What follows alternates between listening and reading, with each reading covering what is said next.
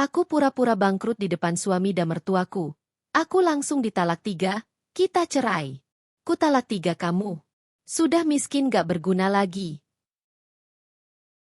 Sebelum ceritanya dimulai, silakan tulis di kolom komentar dari daerah mana saja teman-teman yang menonton cerita ini. Dan jangan lupa like dan subscribe, agar channel Cerita Ar bisa terus berkembang dan mempersembahkan cerita yang terbaik. Angin pagi menyelinap melalui jendela kaca besar rumah mungil itu, mengibaskan sedikit tirai tipis berwarna krem. Di dapur, aroma kopi hitam yang baru diseduh memenuhi ruangan. Risa berdiri di depan meja makan yang sederhana, mengenakan daster longgar berwarna pastel. Tangannya cekatan menata sarapan, telur dadar, tumis buncis, dan roti bakar untuk suaminya, Heru. Wanita itu berusia 27 tahun. Wajahnya lembut, sorot matanya tenang, dan senyumnya selalu meneduhkan. Walau di balik itu ada banyak hal yang ia pendam sendiri. Risa bekerja sebagai manajer keuangan di sebuah perusahaan swasta, pekerjaan yang cukup baik namun tidak terlalu menonjol. Setidaknya itu yang Heru tahu. Heru tidak pernah benar-benar paham bahwa Risa menyimpan rahasia besar. Ia adalah pewaris tunggal dari usaha keluarga yang berkembang pesat. Ayahnya dulu pemilik beberapa bisnis kuliner dan properti. Semua warisan itu kini berada di bawah kendali Risa. Namun ia memilih menyimpannya rapat-rapat. Tidak ada yang tahu, bahkan suaminya sendiri. Ia ingin dicintai sebagai dirinya sendiri, bukan karena harta.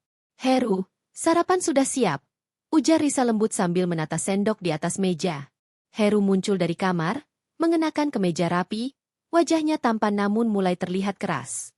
Ia sudah 3 tahun menikah dengan Risa. Di awal pernikahan, ia bersikap sangat hangat, selalu memuji dan memanjakan Risa. Namun, perubahan kecil mulai terlihat setelah ibunya, Yati, terlibat lebih sering dalam kehidupan rumah tangga mereka. Telur dadar lagi? Tanya Heru sambil duduk. Nada suaranya terdengar sedikit malas. Risa tersenyum. Kamu suka yang ini, kan? Kemarin kamu bilang. Ya, aku tahu. Potong Heru tanpa menatap wajah istrinya. Tapi nanti coba bikin variasi lain.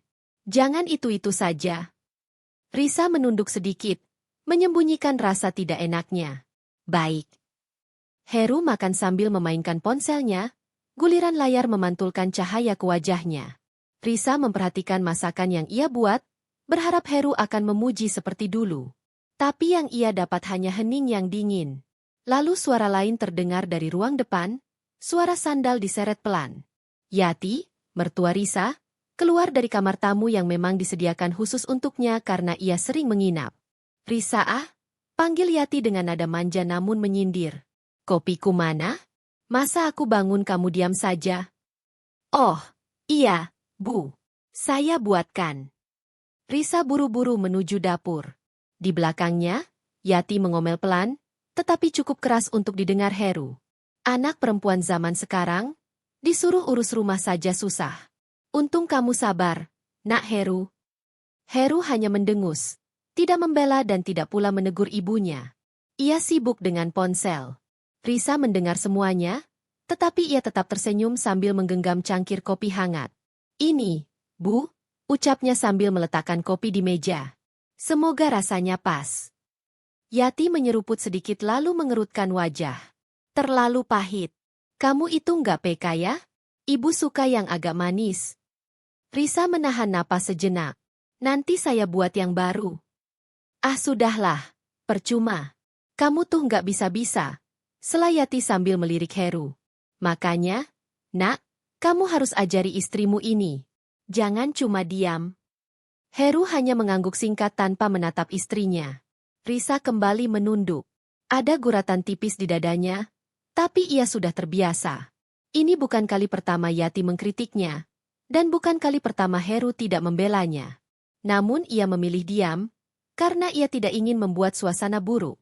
Ia masih berusaha yakin bahwa Heru mencintainya seperti dulu. Setelah sarapan selesai, Heru berdiri dan merapikan kemejanya.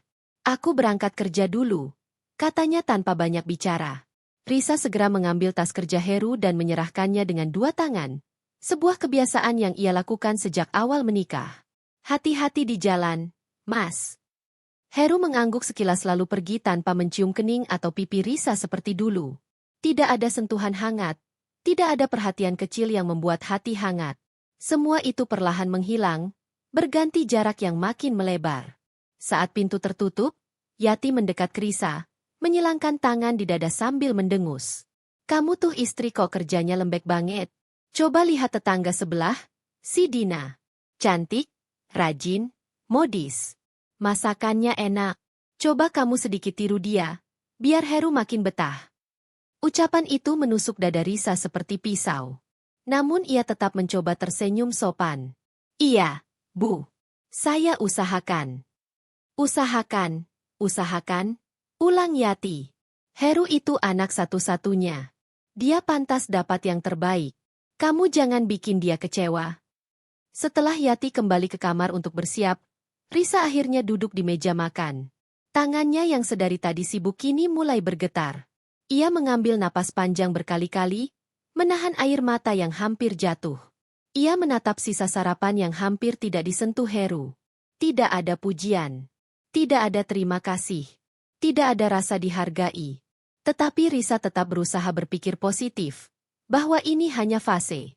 Bahwa Heru akan kembali hangat seperti dulu.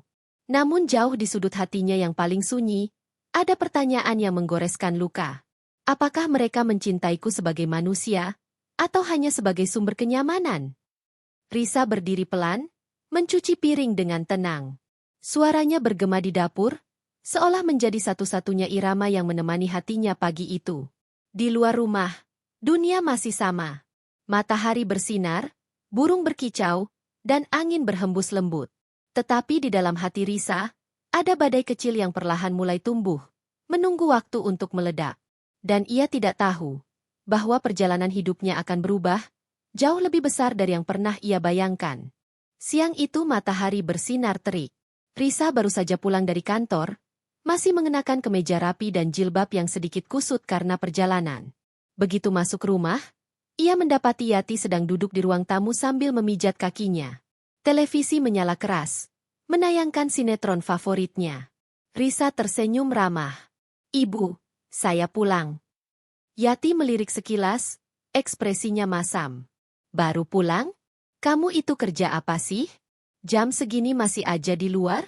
Heru kan pulang sebentar lagi. Masa kamu nggak siapin apa-apa? Risa menahan diri. Maaf, Bu. Tadi ada meeting tambahan. Saya langsung ke dapur ya. Mau siapkan makan sore. Ya cepat, bentak Yati. Kamu itu istri, bukan tamu. Risa menunduk.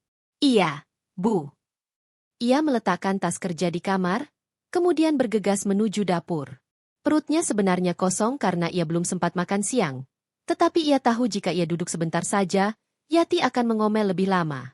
Ketika Risa sedang memotong bawang, Yati masuk sambil tersenyum tipis. Kamu masak apa? Sayur asem sama ayam goreng, Bu. Mas Heru suka itu. Yati mendengus. Basi. Kamu nggak bisa bikin yang lain? Makanya perempuan itu harus banyak belajar. Jangan cuma kerja cari uang, tapi dapur berantakan. Risa berhenti memotong. Dapurnya berantakan? Tadi pagi saya sudah bersihkan. Apa mata saya buta? Itu kompor masih ada noda. Kamu ini bersihnya setengah hati. Risa mendekati kompor, melihat noda kecil yang tertinggal. Hanya setitik percikan minyak. Ia tersenyum kecut. Iya, Bu. Nanti saya bersihkan lagi. Jangan nanti. Sekarang. Nada Yati meninggi. Risa mengangguk dan segera mengambil lap.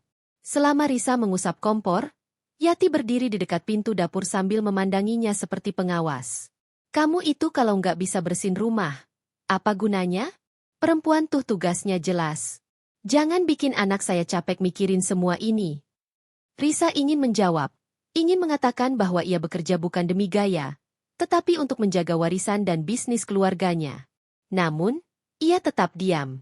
Ia tidak ingin suasana makin kacau. Tak lama kemudian, pintu depan terbuka. Suara langkah Heru terdengar memasuki rumah. Mas Heru pulang, gumam Risa pelan. Yati langsung keluar menyambut anaknya. Heru, nak, kamu capek ya? Istrimu ini loh, baru pulang jam segini. Rumah nggak rapi, masakan biasa aja, kompor kotor pula. Ibu sudah capek beresin. Padahal Yati tidak menyentuh pekerjaan rumah sama sekali hari itu. Heru menghela napas panjang. Risa. Risa keluar dari dapur. Iya, Mas. Heru memijat pelipisnya. Kenapa sih kamu nggak bisa bantu ibu? Masa ibu yang beresin rumah? Kamu kan kerja cuma setengah hari. Risa mengerutkan kening. Saya tadi rapat tambahan, Mas. Dan pagi tadi saya sudah bersihkan rumah. Alah, alasan. Potong Yati cepat. Heru, kamu lihat sendiri kan kompor masih kotor? Tadi ibu sampai jijik lihatnya. Heru memandang Risa penuh kecewa yang dibuat-buat. Risa, kamu itu istri. Jangan bikin aku malulah. Kalimat itu menghantam hati Risa lebih keras daripada teriakan. Aku nggak malu sama kamu karena harta atau pekerjaanmu, tapi karena kamu nggak bisa urus rumah dengan benar. Lanjut Heru tanpa mempertimbangkan perasaan Risa. Risa menunduk. Maaf, Mas. Namun Yati belum puas. Heru, kamu tahu nggak? Tadi Risa pulang langsung ke kamar. Nggak permisi, nggak nanyain ibu sudah makan atau belum. Itu bohong. Risa bahkan baru masuk sebentar untuk menaruh tas. Heru langsung emosi. Kenapa kamu gitu, Ris? Sama orang tua sendiri nggak hormat. Risa mencoba menjelaskan. Mas, saya tadi bilang pulang ke ibu. Saya juga. Sudahlah. Jangan bantah, bentak Heru.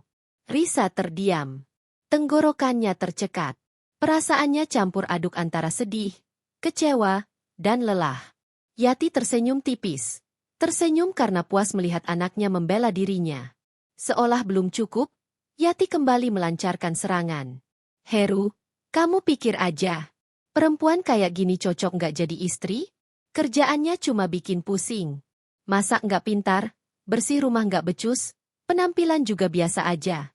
Anak tetangga sebelah itu, Dina, cantik, sopan, rajin. Sayang sekali kamu nggak dapat yang begitu. Risa menutup matanya sejenak. Namanya disebut lagi, Dina. Perempuan yang dulu pernah dekat dengan Heru namun tidak jadi menikah. Sejak awal Yati selalu membandingkan Risa dengannya. Heru menoleh ke Risa sekilas, tampak seperti sedang menimbang sesuatu. Risa menguatkan diri, mencoba mengatur napas agar tidak menangis di depan mereka. Saya minta maaf, Bu. Ma, saya akan perbaiki semuanya. Heru menghela napas panjang. Ya sudah. Yang penting kamu sadar. Yati hanya mendengus dan kembali duduk di sofa dengan wajah sok kelelahan. Risa kembali ke dapur, tetapi tangannya gemetar saat menggoreng ayam. Udara panas dari minyak goreng pun tak mampu menghangatkan dinginnya perasaan di dalam hatinya. Di tengah suara gemerisik minyak yang mendidih, ia berbisik lirih. Kalau setiap hari begini, apakah aku masih layak berada di rumah ini? Air mata mengalir satu tetes tanpa ia sadari. Tetapi ia cepat menghapusnya. Seperti biasa, ia harus tetap kuat. Namun dalam hatinya, luka-luka kecil mulai membentuk sesuatu yang lebih besar. Luka itu perlahan berubah menjadi pertanyaan, dan pertanyaan itu kelak menjadi keputusan yang akan mengubah hidup semuanya. Hari itu hujan turun sejak sore. Langit tampak muram, seolah mengikuti hati Risa yang belakangan terasa semakin sesak. Ia sedang merapikan dapur setelah memasak makan malam ketika suara pintu terbuka cukup keras. Heru masuk dengan wajah gelap, kemeja setengah basah, rambut acak-acakan. Risa mendekat dengan wajah khawatir. Mas, kehujanan? Kenapa nggak pakai payung? Tanya Risa sambil mengambil handuk kecil. Namun Heru menepisnya kasar. Nggak usah sok perhatian, gerutunya. Risa terkejut. Mas? Yati muncul dari ruang tamu, tersenyum licik. Heru baru pulang dari rumah temannya. Riz. Banyak yang ngomongin soal kamu. Hah? Maksudnya? Risa bingung.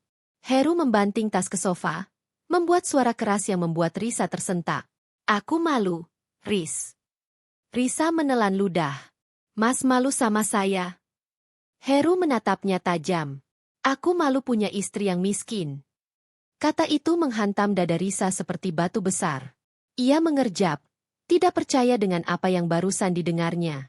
Yati menyela cepat. Tadi Heru ketemu teman-temannya di kafe. Temennya cerita kalau istrinya beli perhiasan baru, mobil baru, dan mau buka usaha. Nah, mereka tanya ke Heru, istrimu kerja, kan? Kenapa nggak bisa bantu ekonomi rumah tangga? Risa memandang Heru. Mas, kita itu nggak kurang apa-apa. Gaji Mas cukup, gaji saya juga. Ya nggak cukup lah, bentak Heru. Kalau kamu beneran punya uang, bantu aku. Teman-temanku sudah pada punya investasi. Sementara aku, gaji segini-segini aja. Kamu kerja dari pagi sampai sore. Tapi rumah ini gitu-gitu aja. Uangmu kemana? Risa membuka mulut, tapi tak ada suara keluar. Yati ikut menambah bensin ke api. Iya, Heru. Kamu harus tanya. Jangan cuma terima nasib. Apa jangan-jangan Risa itu pelit sama kamu? Atau dia simpan uang diam-diam? Ucapan itu menusuk. Risa memalingkan wajah, menahan emosi. Mas, ucapnya perlahan, uang saya tabung. Kita kan mau punya rumah yang lebih bagus. Kita sering bahas itu. Heru mendengus keras. Tabung? Tabung di mana? Mana buktinya? Jangan-jangan, kamu bohong. Risa terpana. Mas Heru, saya nggak pernah bohong. Namun Heru tidak mendengarkan. Emosi sudah mengambil alih logikanya. Aku nggak percaya lagi kalau cuma omongan. Aku mau kamu tunjukin rekeningmu sekarang. Risa membeku. Rekening saya? Iya, teriak Heru. Tunjukin rekeningmu. Biar aku tahu kamu bukan istri yang cuma numpang hidup. Risa memeriksa napasnya. Mas, rekening itu pribadi. Tapi kalau Mas butuh, aku bisa jelaskan. Aku nggak butuh penjelasan panjang. Aku cuma mau bukti, bentak Heru. Yati berdiri dari sofa. Heru benar. Kamu istri. Kewajiban kamu bantu suami. Jangan pelit. Jangan bohong. Risa menatap mereka berdua. Matanya mulai berair. Saya nggak pelit, bisiknya. Saya selalu bantu. Semua kebutuhan rumah, saya yang bayar. Cicilan motor Mas, saya bayarin bulan lalu. Tagihan listrik, air. Itu semua nggak ada artinya. Teriak Heru sampai Yati tersenyum puas. Risa terdiam membeku. Heru, katanya lirih. Kenapa Mas berubah seperti ini? Heru mendekat. Wajahnya merah karena marah. Karena aku sadar satu hal. Riz, kamu ini cuma pura-pura jadi istri baik. Tapi kenyataannya kamu nggak punya apa-apa. Risa memejamkan mata. Jika saja Mas tahu, aku bukan nggak punya apa-apa. Aku hanya tidak ingin hubungan kita berubah karena uang. Namun Heru tidak memberi ruang untuk berpikir. Kali ini, aku mau jujur, kata Heru dingin. Teman-temanku bilang, kalau istri itu harus bisa bantu suami. Harus ada modal. Harus bisa bikin hidup lebih enak. Kalau kamu nggak bisa, ya percuma. Yati menambahkan, betul itu. Kamu pikir Heru butuh kamu? Banyak perempuan yang mau sama dia. Cantik-cantik pula. Dan mereka punya keluarga kaya. Nggak kayak kamu. Tangan Risa mengepal kuat. Sangat kuat. Tapi ia tetap menahan diri. Mas, suara Risa bergetar namun tegas. Saya kerja keras. Saya bantu rumah. Saya urus ibu. Tapi kenapa Mas selalu dengar orang lain? Kenapa Mas nggak pernah lihat apa yang saya lakukan? Heru tertawa sinis. Mana bantuannya? Mana buktinya? Aku nggak mau hidup melarat. Riz. Hidup kita nggak melarat, jawab Risa lirih. Melarat di mata orang lain. Kamu nggak ngerti. Harga diri laki-laki itu penting. Kalimat itu membuat dada Risa terasa kosong. Ia menangkap sesuatu dalam kata-kata Heru. Ini bukan lagi tentang cinta. Ini tentang gengsi. Tentang pembuktian. Tentang ego. Pokoknya, ujar Heru sambil menunjuk wajah Risa. Besok aku mau lihat berapa tabunganmu. Semua. Kalau enggak, jangan salahkan aku kalau aku anggap kamu cuma beban. Yati menyeringai puas seolah menang perang. Risa berdiri diam. Tubuhnya kaku, napasnya pendek-pendek. Ada luka besar yang terbuka saat itu. Luka yang membuatnya sadar, Heru mulai melihatnya bukan sebagai istri, tapi sebagai mesin uang. Dan Yati terus meniupkan racun tanpa henti. Saat malam menelan sunyi, Risa duduk sendirian di kamar. Lampu redup, matanya bengkak karena menangis. Di pangkuannya tertumpuk beberapa berkas warisan miliknya, surat tanah, laporan usaha, dan rekening tabungan yang nilainya sangat besar. Ia menatap semuanya pelan-pelan, lalu menutup map itu dengan tegas. Kalau mereka mencintaiku karena harta, bisiknya, lebih baik mereka tidak tahu sama sekali. Ia menarik napas panjang, menatap bayangannya sendiri di kaca jendela. Dan malam itu, untuk pertama kalinya, sebuah ide berani muncul dalam pikirannya. Sebuah rencana yang akan membuka kedok siapa sebenarnya Heru dan Yati. Risa berbisik dengan suara yang hampir tidak terdengar. Kalau begitu, aku akan pura-pura bangkrut. Pagi itu, halaman rumah mewah keluarga Heru dipenuhi cahaya matahari yang hangat. Namun, bagi Risa, hari itu akan terasa paling dingin, paling menusuk, dan paling menghancurkan hatinya sejak ia menjadi istri. Ia sedang menyapu halaman dengan pelan, memakai gamis kelabu lembut dan hijab yang serasi. Wajahnya tampak lelah karena kurang tidur.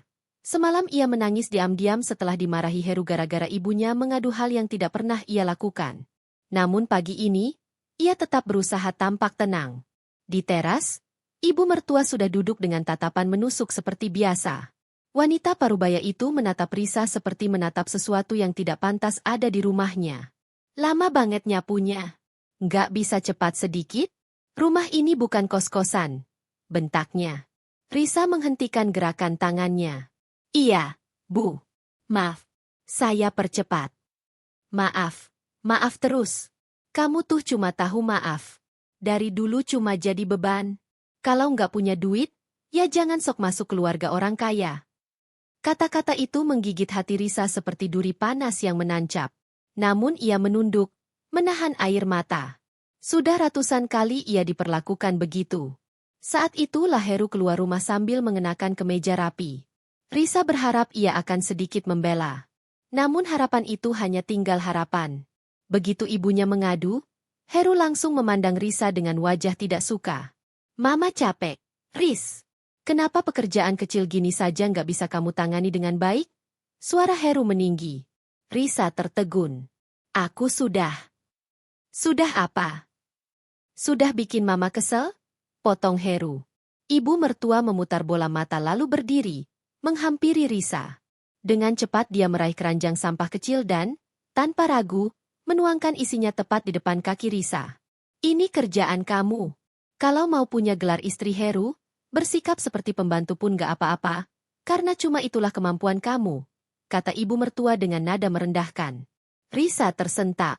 Jantungnya berdegup keras. Ia menahan tangis tapi matanya mulai berkaca-kaca. Bu, itu keterlaluan. Suaranya bergetar. Ibu mertua justru mendekat dan menatap matanya dengan senyum sinis. Keterlaluan? Keterlaluan itu kamu. Bayangin, keluarga kaya seperti kami dapat menantu miskin, gak punya apa-apa, kerjaan juga seadanya. Kamu itu harusnya bersyukur masih saya kasih tempat tinggal. Heru tidak menghentikan ibunya. Dia justru menatap Risa dengan pandangan menyalahkan. Risa menunduk, memungut sampah satu persatu dengan tangan gemetar. Air matanya mulai jatuh membasahi pipi. Tangannya gemetar keras ketika mengambil tisu kotor yang sengaja dilemparkan ibu mertua. Cepetan. Mau nunggu saya injek kepala kamu dulu? Teriak ibu mertua lagi. Bu, itu sudah kelewatan. Risa akhirnya tidak tahan dan menatap Heru, mengharapkan setidaknya sedikit pembelaan. Tapi balasan Heru justru membuat jantung Risa berhenti seketika. Riz, kamu jangan melawan Mama, bentak Heru. Kalau kamu nggak bisa nurut, mungkin Mama benar. Mungkin kamu memang bukan pasangan yang cocok buat aku. Kata-kata itu seperti petir menyambar telinga Risa. Tubuhnya melemas. Napasnya tercekat. Heru, laki-laki yang ia cintai, lelaki yang dulu begitu lembut dan perhatian, kini berubah menjadi orang asing yang tega menghancurkan hatinya. Ibu mertua tersenyum puas. Nah, gitu dong, Heru. Kasih dia pelajaran. Namun penghinaan terbesar belum berakhir. Ibu mertua mengambil kamera ponsel dan mengarahkan ke Risa. Bagus nih, aku kirim ke keluarga kamu. Biar tahu semua orang kalau anak mereka cuma jadi pembantu di rumah keluarga kaya. Risa bangkit berdiri, mencoba merebut ponsel itu. Bu, jangan. Tolong, itu menghina saya. Namun tangannya ditepis kasar. Dan di depan mata Heru, suami yang seharusnya melindungi, ibu mertua menampar Risa begitu keras hingga hijabnya sedikit bergeser. Plah! Suara tamparan itu menggema di seluruh halaman rumah. Risa terpaku. Wajahnya panas. Pipinya memerah.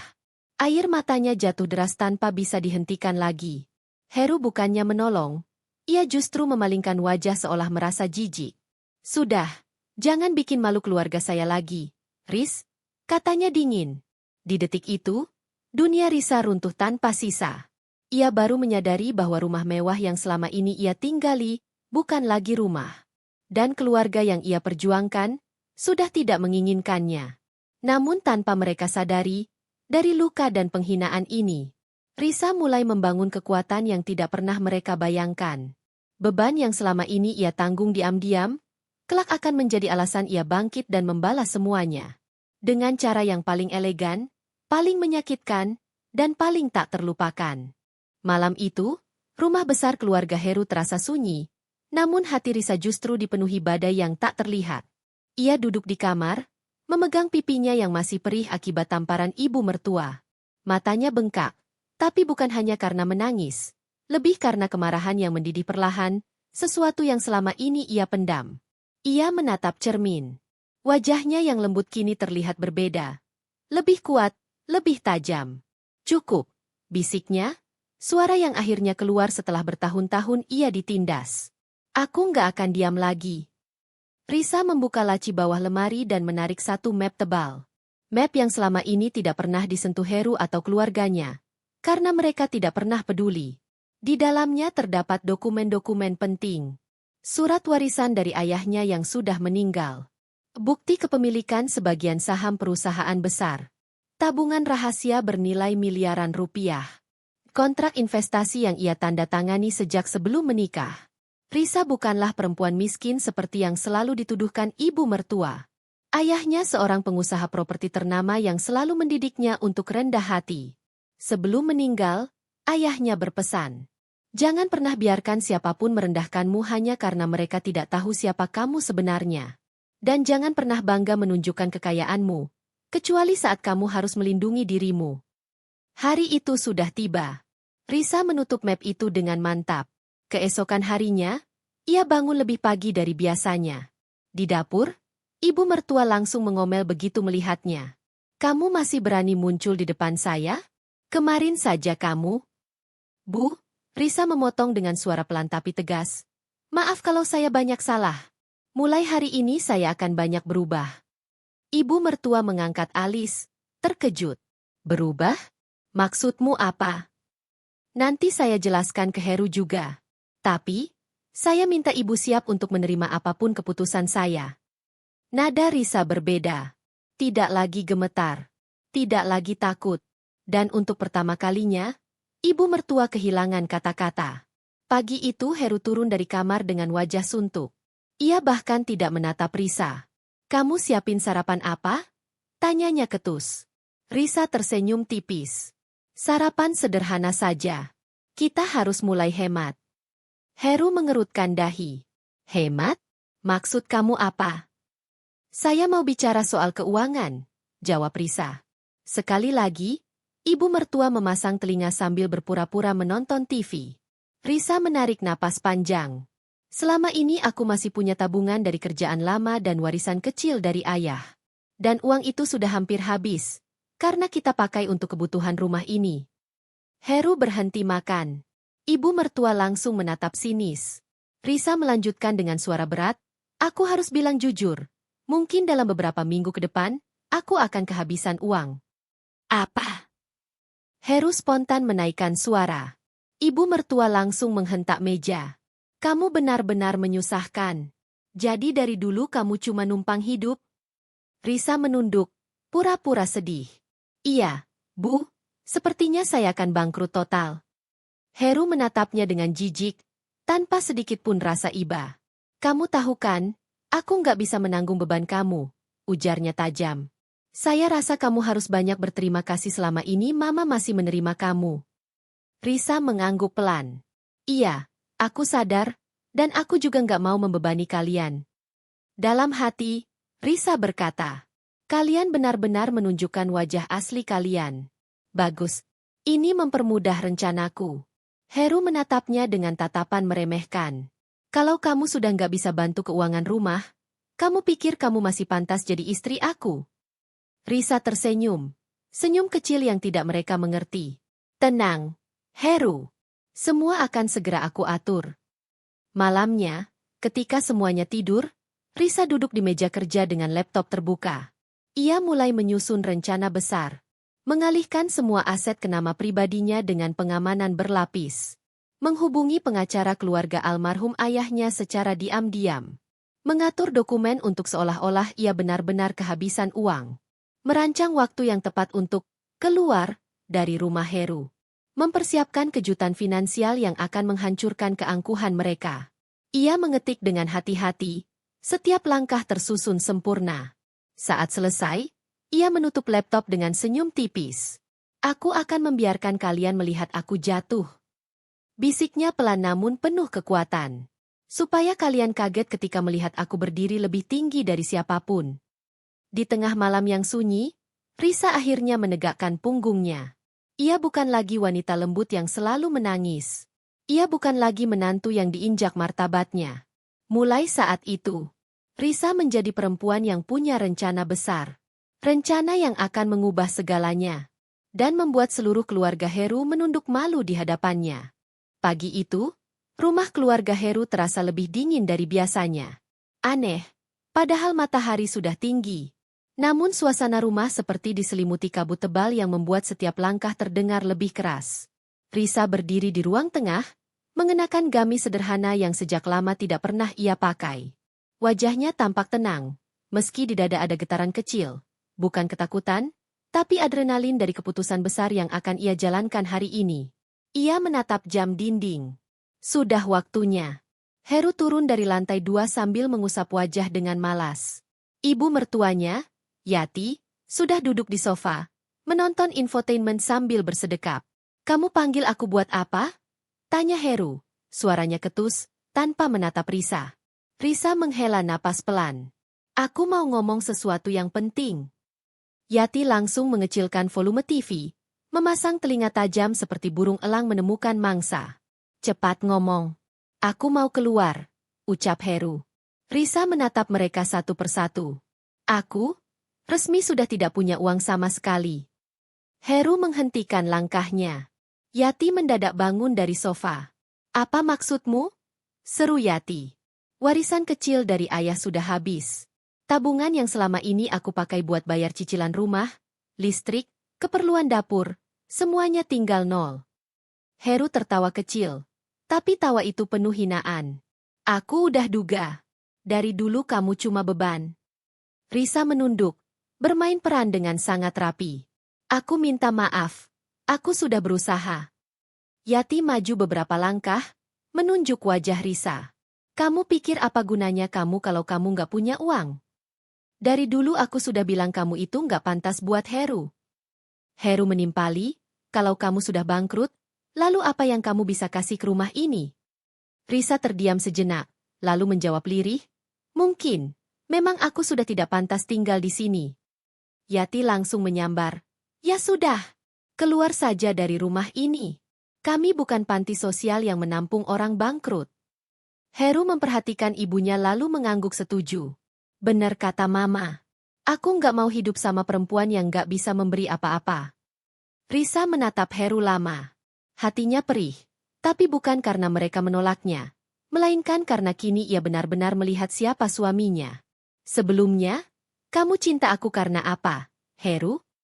Pertanyaan itu meluncur pelan, tapi tajam. Heru mengedikkan bahu. Ya dulu kamu lumayan.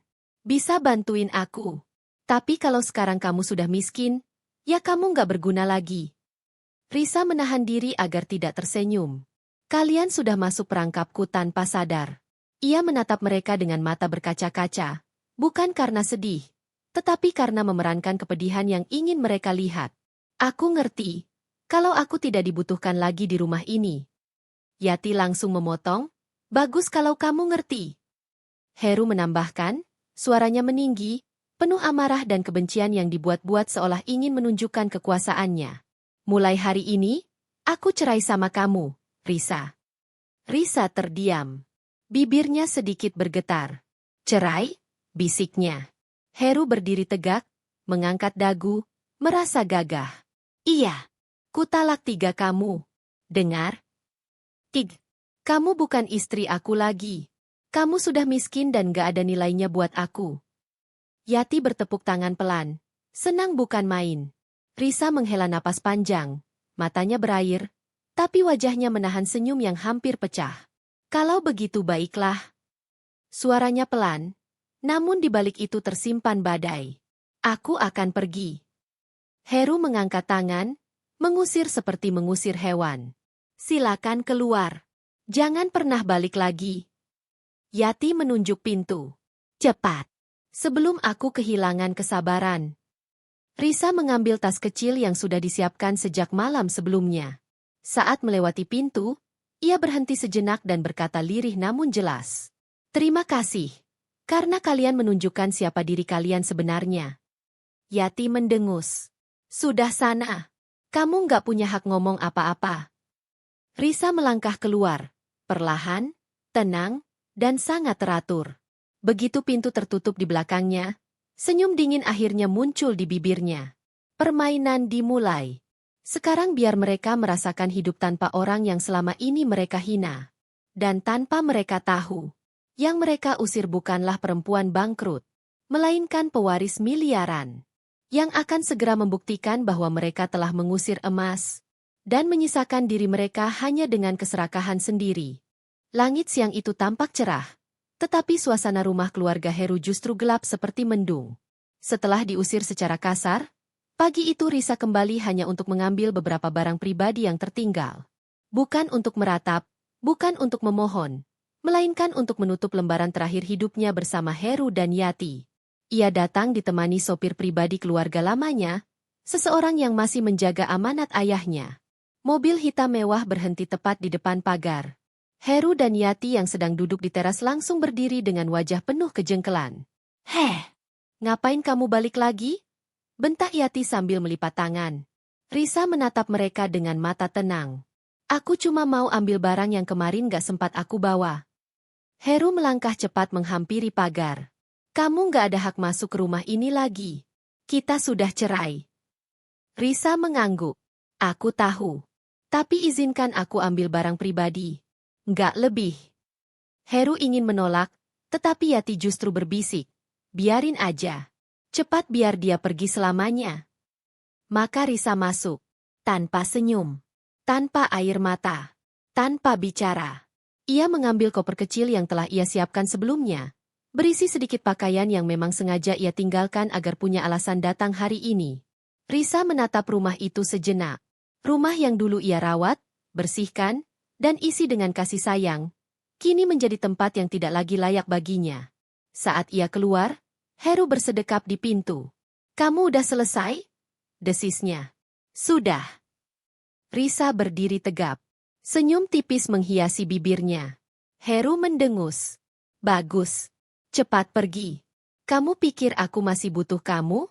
Perempuan miskin gak ada gunanya. Yati ikut mengusir, dan jangan pernah muncul di sini lagi. Kami muak lihat wajah kamu. Risa menatap keduanya selama beberapa detik, dan pada akhirnya ia berbicara, untuk terakhir kali. Baiklah, kalau begitu, aku pamit. Dan aku cuma mau bilang satu hal. Keduanya diam, meski wajah penuh amarah. Terima kasih, karena kalian berdua sudah membuka mataku. Terima kasih karena dengan cara kalian mengusirku, aku jadi tahu siapa yang benar-benar mencintai aku, dan siapa yang cuma mencintai hartaku. Yati melotot. Apa maksudmu? Risa tersenyum lembut, namun matanya tajam menusuk. Maksudku, kalian baru saja mengusir orang yang selama ini menghidupi kalian. Heru tertawa keras. Hidupin? Kamu aja nggak punya uang. Risa tak membalas. Ia hanya menatap Heru lama, lalu menunduk sedikit, seolah memberikan penghormatan terakhir kepada seseorang yang tidak pantas dihormati. Aku pergi. Semoga kalian mendapatkan hidup yang kalian inginkan. Ketika Risa berjalan menuju mobil, Heru meneriakkan sesuatu. Kalian miskin itu pantas jadi gelandangan. Jangan pernah datang balik. Risa berhenti sejenak, memutar tubuhnya, dan berkata dengan suara yang sangat lembut, namun mengguncang. Kalian sudah mengusir seorang perempuan yang kalian pikir tidak punya apa-apa. Tapi nanti kalian akan sadar, kalian sendirilah yang tidak punya apa-apa. Yati berteriak, dasar perempuan gak tahu diri. Risa mengabaikannya. Ia masuk ke mobil, dan pintu tertutup dengan elegan. Sopir menatapnya dari kaca spion. Bu Risa, langsung ke rumah lama almarhum Tuan Arman? Risa mengangguk. Ya, kita kembali ke rumahku yang sebenarnya. Mobil melaju pelan meninggalkan halaman. Di belakang, Heru dan Yati masih berteriak dan marah-marah seperti orang yang kehilangan kendali. Mereka tidak tahu bahwa jeritan itu adalah jeritan terakhir mereka sebagai orang yang merasa paling hebat. Karena setelah hari itu, perlahan tapi pasti, hidup mereka akan berubah. Dan bukan menjadi lebih baik. Di dalam mobil, Risa menutup mata. Ada rasa lega mengalir di dadanya.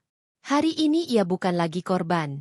Ia bukan lagi menantu yang direndahkan. Ia bukan lagi istri yang diinjak martabatnya. Hari ini, ia adalah Risa yang baru. Yang akhirnya bebas. Yang akhirnya melihat siapa yang layak berada dalam hidupnya. Yang akhirnya bersiap membalas semua penghinaan dengan cara paling elegan. Pertemuan itu adalah pertemuan terakhir mereka dalam posisi yang sama. Karena setelah ini, Risa akan berdiri jauh lebih tinggi. Dan Heru serta Yati akan menyesal sampai akhir hayat mereka. Rumah besar peninggalan ayah Risa berdiri megah di tengah kompleks elit. Dulu, Risa jarang pulang ke sini karena memilih hidup sederhana bersama Heru demi menjaga ego suaminya.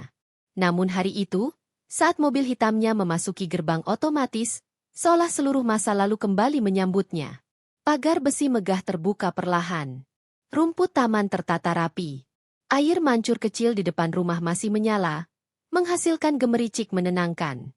Dua asisten rumah tangga yang sudah lama bekerja untuk keluarga Arman, ayah Risa, langsung kaget melihat kedatangannya.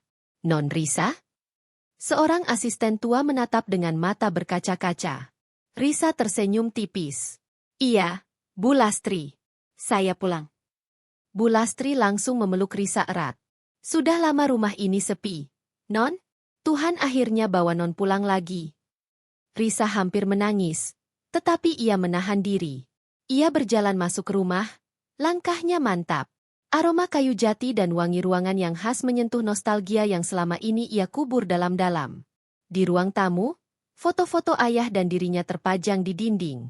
Ada foto saat ia lulus S2 di luar negeri, foto saat ayahnya menerima penghargaan pengusaha terbaik, dan foto saat mereka merayakan ulang tahun ayahnya terakhir kali. Heru dan Yati sama sekali tidak pernah tahu bahwa Risa berasal dari keluarga terpandang. Bahwa ia bukan perempuan kampung, seperti yang selalu Yati hina. Bahwa ia memiliki warisan, perusahaan, dan aset yang tidak pernah Heru bayangkan. Siang itu, Risa duduk di ruang kerja ayahnya, ditemani pengacara keluarga, Pak Jaya. Lelaki parubaya itu menghela napas panjang ketika membuka berkas warisan yang sudah bertahun-tahun tersimpan aman. Bu Risa. Suara Pak Jaya terdengar hati-hati. Sesuai wasiat almarhum Tuan Arman, semua aset akan tetap menjadi milik Anda. Risa mengangguk tenang. Saya sudah siap menjalankan semuanya. Dan saya sudah siapkan dokumen untuk memastikan mantan suami dan mantan mertua Anda tidak bisa sentuh Rp1 pun, tambah Pak Jaya. Risa tersenyum. Bagus. Aku mau mereka sadar, apa yang mereka anggap tidak berharga, ternyata jauh lebih berharga dari seluruh apa yang mereka punya. Pak Jaya tersenyum puas. Tuan Arman pasti bangga melihat Anda sekarang. Dalam hati, Risa berbisik lembut. Ayah, terima kasih sudah membuat semua ini menjadi mungkin. Malamnya, berita besar datang, tanpa Risa duga. Seorang sahabat lama ayahnya, seorang pengusaha terkenal, memposting foto dirinya bersama Risa di acara peresmian cabang perusahaan baru. Foto itu tersebar cepat di media sosial, diberi caption. Selamat kepada Direktur baru PT Arman Group, Ibu Risa Arman. Semoga membawa perusahaan ke masa depan lebih besar. Jagat maya heboh. Berita online menulis headline. Putri tunggal pengusaha properti Arman, Risa, resmi kembali memimpin perusahaan ayahnya. Wanita muda pewaris miliaran rupiah akhirnya muncul di publik. Dan akhirnya, berita itu sampai ke ponsel Heru dan Yati. Di rumah yang dulu Risa tempati, Heru nyaris melempar HP-nya ke lantai. "Apa-apaan ini?" teriaknya panik. Yati mendekat dan ikut membaca. Tubuhnya langsung gemetar. Itu kan Risa? Risa anak orang kaya itu? Yang punya perusahaan besar itu? Yang viral jadi direktur baru itu? Suara Yati bergetar tidak percaya. Heru terdiam. Mulutnya terbuka, tapi tidak ada suara. Nadinya berdetak keras. Wajahnya memucat seketika. "Apa mungkin ini cuma mirip?" kata Heru terbata. Namun video wawancara Risa muncul. Ia tampak elegan dan berwibawa, mengenakan blazer mahal, tersenyum tenang di depan kamera. "Sebagai direktur baru, saya ingin meneruskan visi almarhum ayah saya," kata Risa dalam video itu. Heru jatuh terduduk. Yati menutup mulutnya sambil gemetar. "Heru," suara Yati hampir tidak terdengar. Kita sudah mengusir orang kaya raya, pewaris perusahaan besar." Heru memukul dadanya sendiri, seperti tidak bisa bernapas. Bagaimana mungkin? Dia bilang bangkrut. Dia bilang gak punya apa-apa. Yati meremas rambutnya. "Kita sudah hina dia, tampar dia, usir dia. Heru, kita sudah keluarin emas dari rumah ini. Bodohnya kita Heru menjerit frustasi. "Risa kenapa kamu gak bilang?"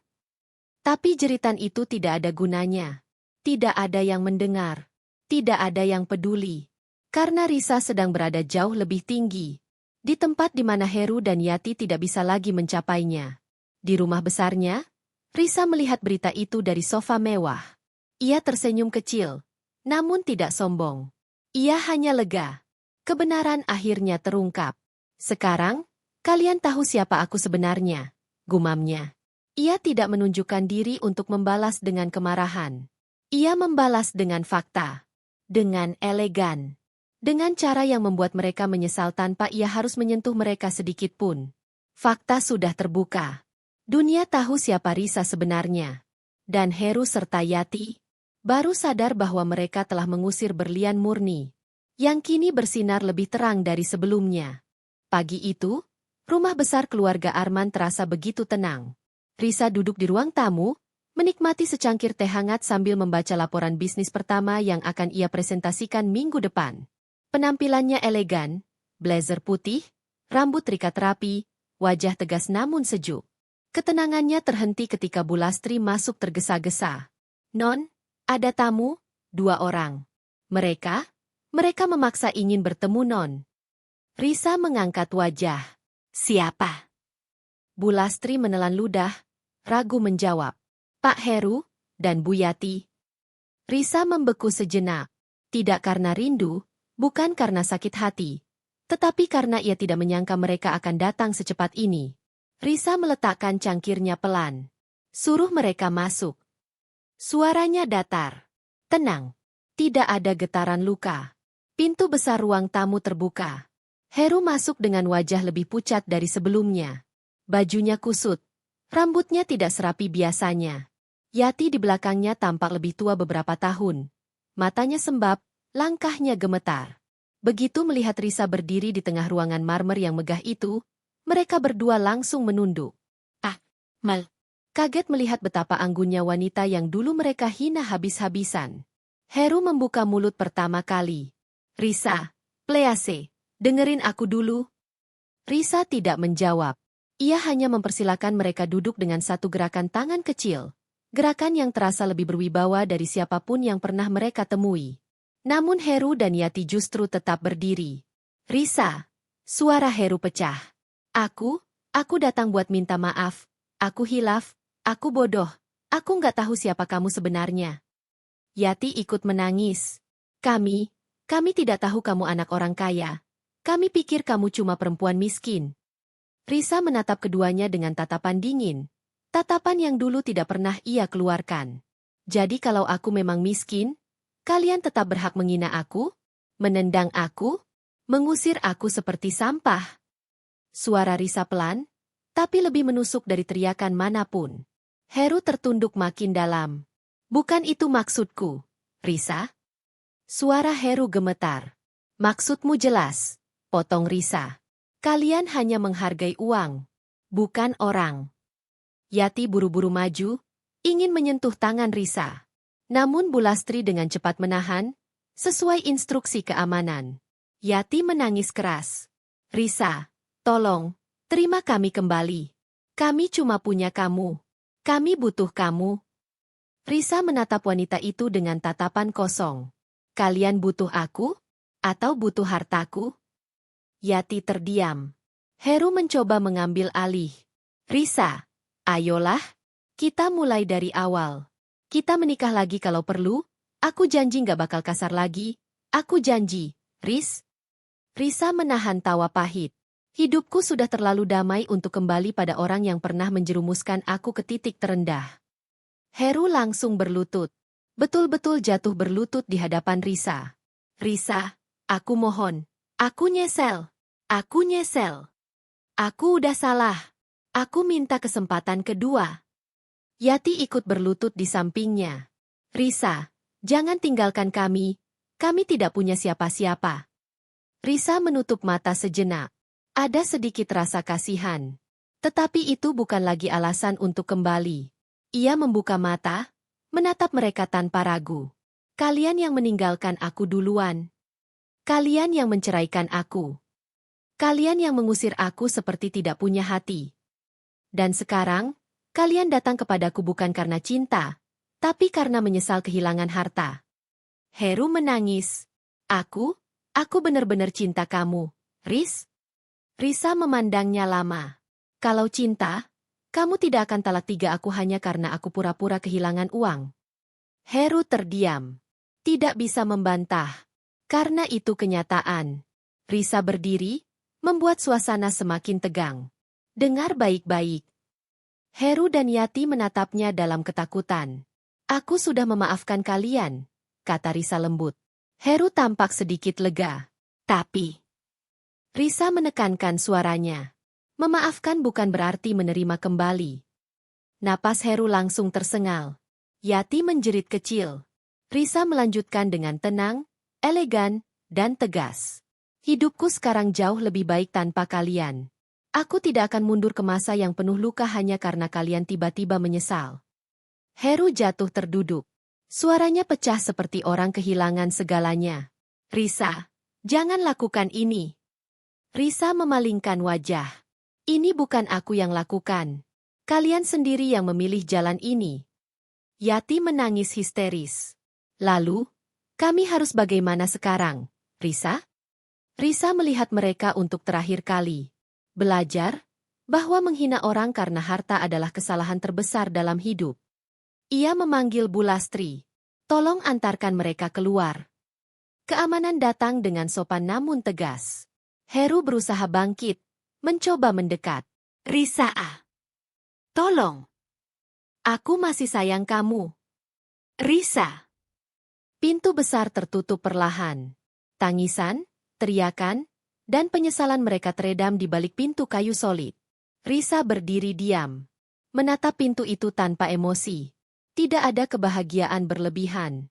Tidak ada dendam berkobar. Yang ada hanyalah ketenangan. Ia akhirnya bebas. Benar-benar bebas. Dan untuk pertama kalinya, ia merasa hidupnya kembali menjadi miliknya sendiri. Hari itu, Risa tidak membalas dengan kemarahan. Ia membalas dengan batasan. Dengan harga diri. Dengan kedewasaan. Dan itu lebih menyakitkan bagi Heru dan Yati daripada balasan apapun yang bisa mereka bayangkan. Pagi itu, cahaya matahari menyentuh jendela besar ruang kerja Risa. Ruangan itu tenang, wangi aroma kopi, dan hangat oleh cahaya keemasan. Di luar, pegawai-pegawainya sudah mulai berdatangan, memberikan sapaan hormat setiap kali melewati pintu kaca. Risa berdiri di depan jendela, memandangi halaman luas perusahaannya sendiri, tempat yang dulu ia sembunyikan dari suami dan mertuanya. Ia tak lagi merasa sedih. Yang tersisa hanyalah ketenangan dan kekuatan yang ia bangun sendiri dari luka yang pernah menghancurkannya. Hari ini, ada pertemuan khusus. Bukan dengan klien besar, bukan pula investor, tapi masa lalunya sendiri yang datang mengetuk pintu. Heru dan Yati datang dengan rasa malu. Di lantai bawah, resepsionis melirik dua orang yang tampak gugup berdiri di lobi. Heru menyeka keringatnya. Pakaiannya tak lagi rapi seperti dulu. Yati, mertua yang dulu selalu berbicara lantang, kini menunduk, wajahnya penuh penyesalan dan lelah. Maaf, Bu, kami ingin bertemu Bu Risa. Suara Heru kecil, bergetar. Resepsionis mengangguk sopan. Mereka sudah ditunggu, katanya. Lift membawa mereka naik, namun detik demi detik terasa seperti jarum menusuk. Heru gelisah, tangannya bergetar. Yati hanya menggigit bibir, seakan takut membuka mulut. Keduanya tak menyangka, wanita yang dulu mereka hina habis-habisan kini berada di puncak yang tak bisa mereka jangkau. Pintu lift terbuka. Asisten pribadi Risa menyambut mereka. Silakan ikut saya. Langkah mereka goyah ketika mendekati pintu besar ruangan CEO. Pertemuan tanpa suara tangis. Pintu terbuka, dan di sanalah Risa. Anggun, tegas, jauh berbeda dari perempuan yang dulu mereka remehkan. Heru langsung menunduk dalam. Risa, maafkan aku salah, aku menyesal, tolong beri aku kesempatan.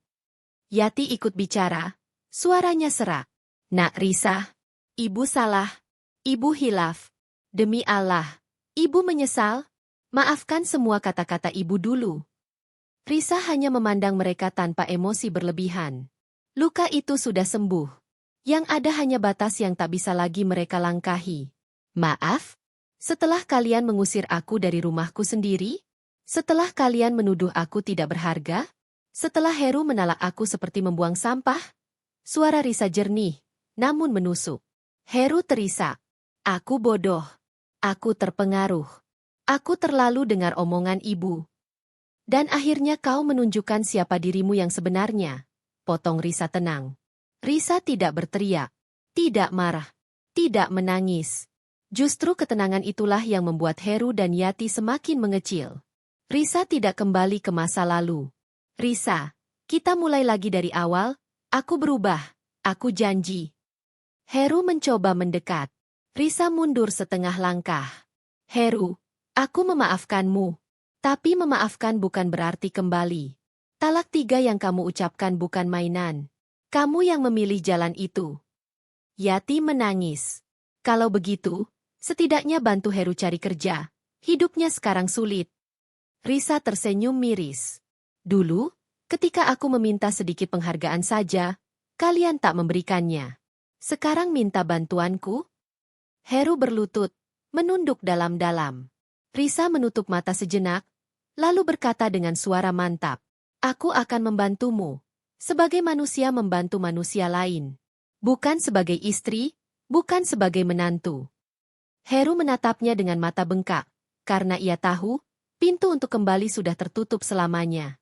Penutup, Risa menata hidup baru. Setelah Heru dan Yati pergi, Risa duduk di kursinya dan menghela napas panjang. Bukan karena lelah, tapi karena lega. Ia membuka laptop dan mulai bekerja lagi untuk masa depannya. Masa depan yang ia bangun sendiri. Tanpa harus dibantu, tanpa harus bergantung, tanpa harus merendah di hadapan siapapun. Di akhir hari, Risa tersenyum pada dirinya sendiri. Ia sadar, kadang kehilangan bukan akhir. Seringkali, kehilangan justru pintu menuju kehidupan baru yang jauh lebih baik. Pesan moral. Cinta tanpa hormat tidak pernah bisa disebut cinta. Jika seseorang mencintaimu hanya saat kamu punya harta, itu bukan pasangan, itu penumpang sementara. Martabat diri harus dijaga. Bahkan ketika hati sedang terluka. Tuhan tak pernah mengambil sesuatu kecuali Dia berniat menggantinya dengan yang lebih baik. Dan begitulah akhir kisah Risa. Bukan sebagai perempuan yang kalah, tapi sebagai perempuan yang bangkit, kuat, dan tahu nilai dirinya.